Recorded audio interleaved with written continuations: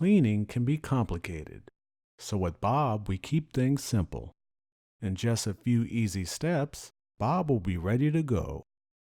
Before starting, remove the protective pieces on Bob's bumper and charging station.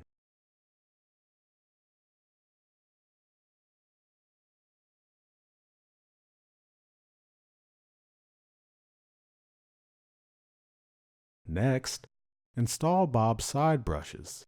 Press down to lock them in place. Then, set up Bob's charging station. Position the station against a wall on a hard, flat surface with plenty of space around it. Place Bob on the station and allow him to fully charge. When Bob is charging, his battery button flashes. When he's finished charging, his buttons shine white. Download the bObsweep app on your iOS or Android device. Create your account and follow the instructions to connect your bot. Once your bot is connected, Bob is ready to sweep.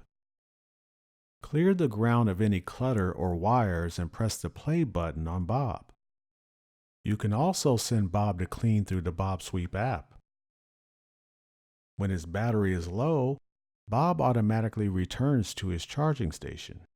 You can also send him to charge at any time by pressing the battery button or selecting charge on the bObsweep app.